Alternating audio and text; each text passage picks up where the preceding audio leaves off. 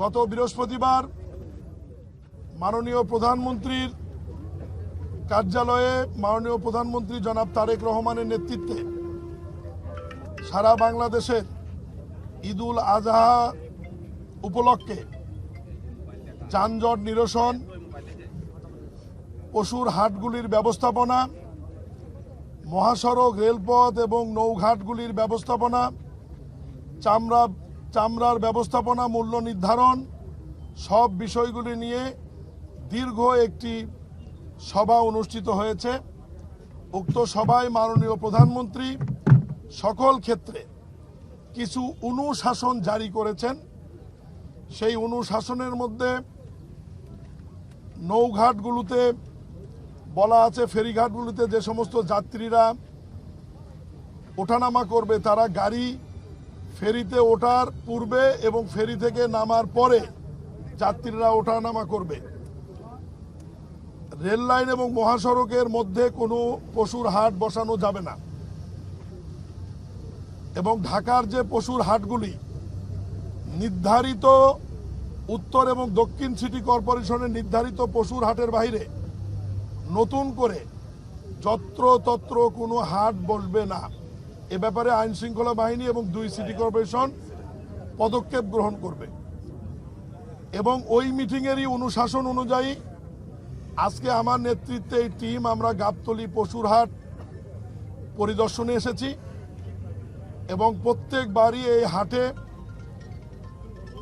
পশু ক্রয় বিক্রয় নিয়ে যাওয়া নিয়ে আসা নিয়ে একটি বড় ধরনের যানজট তৈরি হয় এবং এই যানজটের ফলে ঢাকা থেকে শহর বা গ্রামমুখী মানুষ যারা পরিবহনে যাতায়াত করে তাদের দীর্ঘ সময় যানজটে অপেক্ষা করতে হয়। ফলে গাড়ির শিডিউল, কোচের শিডিউল সহ সব জায়গায় একটা বিঘ্ন তৈরি হয়। আমরা ডিএমপির কিছু পরামর্শ সুপারিশ নিয়েছি, সিটি কর্পোরেশনের কিছু সুপারিশ নিয়েছি। সব সুপারিশ একত্রিত করে আমরা ইজাদদার, ডিএমপি এবং সিটি কর্পোরেশনকে আমরা কিছু নির্দেশনা আজকে দিয়েছি। সেই নির্দেশনা অনুযায়ী কাজ করবেন এবং ঈদের 7-10 দিন আগে পুনরায় সিটি কর্পোরেশনের প্রশাসকের নেতৃত্বে সকল আইন শৃঙ্খলা বাহিনী এবং সংশ্লিষ্ট ব্যক্তিরা এবং অন্যান্য হাটের ইজাদদাররাও বসে যাতে ক্রেতা বিক্রেতারা নির্বিঘ্নে পশু ক্রয় বিক্রয় করতে পারে এবং রাস্তায় যাতে কোনো যানজট না হয় এই বিষয়টি আমরা নিশ্চিত করার চেষ্টা করব এবং এখানে একটি নতুন রাস্তা হচ্ছে। এই রাস্তাটি আগামী 2-1 দিনের মধ্যেই কাজ সম্পূর্ণ হবে। এটা একটি বাইপাস রাস্তা বা সার্ভিস রোডও আমরা বলতে পারি। এই রাস্তার কাজটি সম্পূর্ণ হলে গাবতলী আমিন বাজারের যানজট অনেক অংশে কমে যাবে বলে আমরা মনে করি।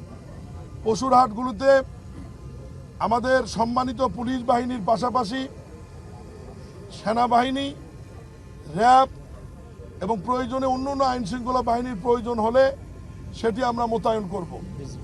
বিজিবিও মোতায়েন করা হবে। এর বাইরে এখানে স্বাস্থ্য ক্যাম্প থাকবে। নকল টাকা যাতে কেউ ব্যবহার করতে না পারে, এটা ব্যাংকের লোক মেশিন নিয়ে এখানে উপস্থিত থাকবে এবং পুলিশের আইন শৃঙ্খলা বাহিনীর পক্ষ থেকে অনেকগুলো ওয়াচ টাওয়ার থাকবে এবং ইজাদদার আইন শৃঙ্খলা বাহিনীর পাশাপাশি নিজস্ব ভলেন্টিয়ার নিয়োগ করবে।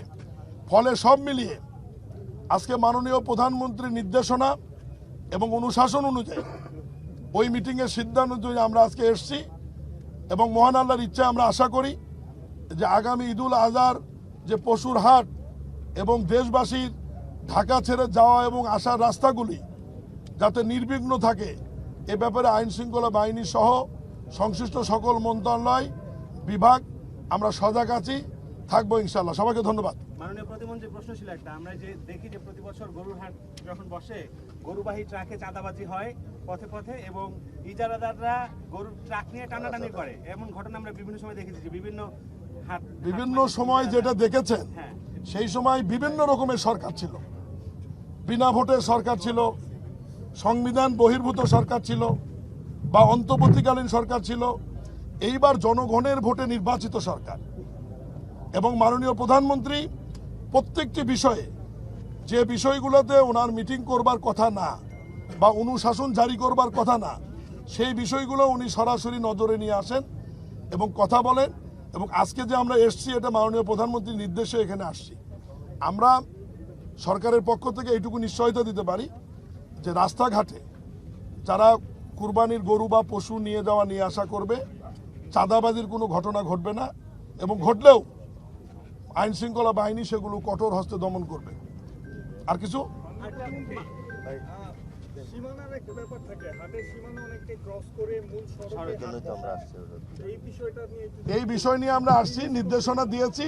তারপরেও আমি বলি, আমরা আনএক্সপেক্টেড কিছু ঘটনা ঘটে। গাবতলী হাটে গরুর টার্গেট 1 লক্ষ গরু আসবে, কোনো কারণে 1,30,000 গরু আসলো। আমাদের তো গরু যারা ক্রয় এবং বিক্রয় করে তারা তো আমাদের কাছে আগেই বলে না যে আমরা কত গরু নিয়ে আসবো এবং কত গরু কিনবো। সে ব্যাপারেও আমাদের প্রস্তুতি থাকবে। আমরা শুধু এইটুকু বলতে পারি, আমাদের মনিটরিং অব্যাহত আছে এবং ঈদের 2-1 দিন আগে এই টিম আমরা আবার আসব। আমাদের যে সমস্ত ব্যবস্থাপনা করার কথা সেটা সঠিক আছে কিনা দেখব, এবং এর বাইরেও প্রশাসকের নেতৃত্বে আবার একটি মিটিং হবে, সমন্বয় সভা হবে, সেখানে আরও নির্দেশনা দেওয়া হবে। তবে আমি শুধু আপনাদেরকে এইটুকু বলতে পারি যে সাধারণ মানুষকে ভোগান্তির মধ্যে না রেখে তাদেরকে আরামদায়ক করবার জন্য যে সমস্ত ব্যবস্থাপনা করবার দরকার, আমরা সরাসরি মন্ত্রণালয়ের পক্ষ থেকে মন্ত্রীরা এবং আইন শৃঙ্খলা বাহিনী এবং প্রশাসক আমরা মাঠে এসেছি, দেখছি, আমরা কাজ করছি, এবং মানুষের সুবিধার জন্য, জনগণের সুবিধার জন্য আমরা সবসময় মাঠে থাকবো। মাননীয় প্রশাসকের কাছে একটা প্রশ্ন